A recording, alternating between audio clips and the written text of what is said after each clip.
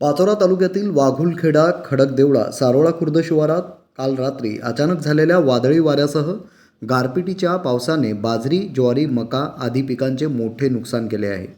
शेतकऱ्यांच्या हातातोंडाशी आलेला घास निसर्गाच्या लहरीपणामुळे हिरावून घेतला गेला आहे. या झालेल्या वादळी वाऱ्याच्या पावसामुळे शेतकरी आर्थिक संकटात सापडला आहे. तरी त्वरित पंचनामे करून शासनाने शेतकऱ्यांना नुकसान भरपाई देण्याची मागणी यावेळी शेतकऱ्यांनी केली आहे.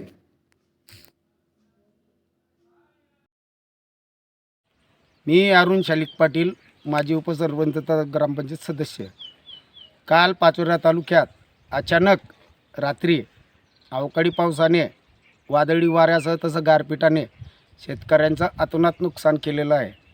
माझी शासनाला तसेच पालकमंत्री आदरणीय गुलाबभाऊ, या तालुक्याचे आमदार किशोरप्पा पाटील, तसेच महसूल डिपार्टमेंट, कृषी डिपार्टमेंट यांना विनंती आहे की तात्काळचे पंचनामे झाले पाहिजे आणि तात्काळ मदत.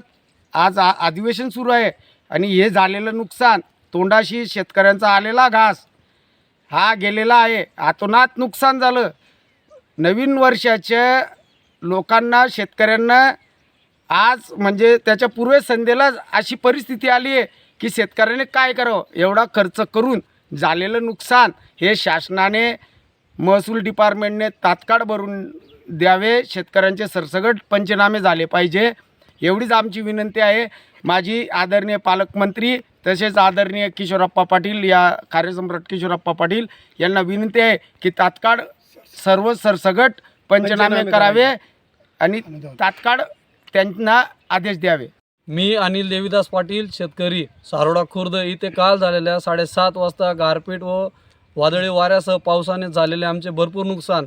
या नुकसानासाठी तात्काळ शासनाला आमची विनंती आहे की आमच्या तोंडाशी आलेला घास हा सणासुदी न करू देता आम्ही त्यांना विनंती करतो की त्यांनी आमचे उद्याच्या उद्या पंचनामे जाहीर केले पाहिजे, सरसकट पंचनामे झाले पाहिजे. आमच्या झालेल्या नुकसानाचं त्यांना आमची काळजी वाटावी म्हणून शासनाने लवकरात लवकर याचा निर्णय घेतलाच पाहिजे. किती एकर होती ज्वारी? आमचं 14 एकर क्षेत्र टोटल लॉस झालेलं आहे. 14 एकरमध्ये एकही एकर क्षेत्रामध्ये एकही एकर ज्वारी उभी नसताना ती सरसकट झोपलेली आहे. त्यामुळे शासनाने विनंती आहे आमची शासनाला की त्यांनी लवकरात लवकर पंचनाम्याचे आदेश काढावेत. केव्हा लागवड केली होती आणि काढणीचे किती दिवस बाकी होते? काढणीला आता जवळपास आम्हाला 1 महिना अपूर्ण राहिला आहे. ती कच्च्यामध्ये ज्वारी पडून गेली. हुडल्यामध्ये ज्वारी असताना ज्वारीचे सरसकट काल रात्री नुकसान झाले आहे. तर अजून 1 महिना कालावधी बाकी होता ज्वारीचा आमचा.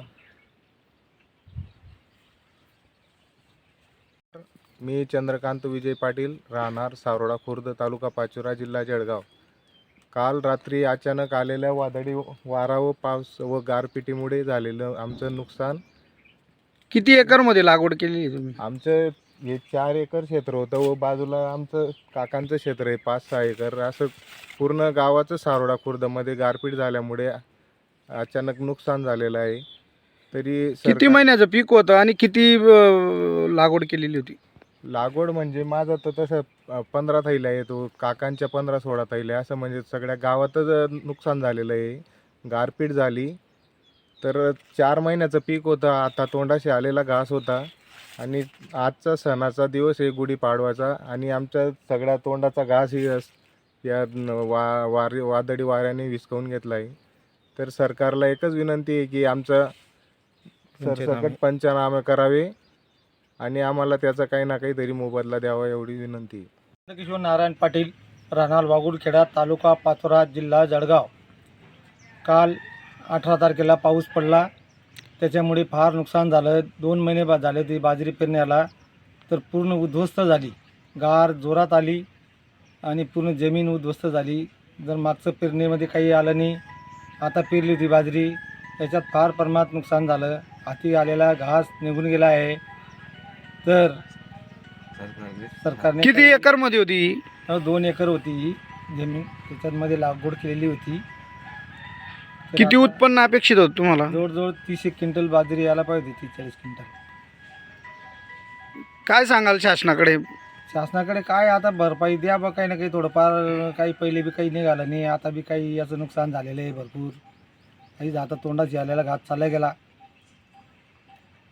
तर असं नैसर्गिक असं केव्हा झालं हे काल 18 तारखेला संध्याकाळी रात्री जवळजवळ 9 वाजता 9:30 वाजता अशी घटना घडलेली आहे. आणि पाऊस एकदम जोरात होता, वारा होता, गार पडली जोरात. सगळं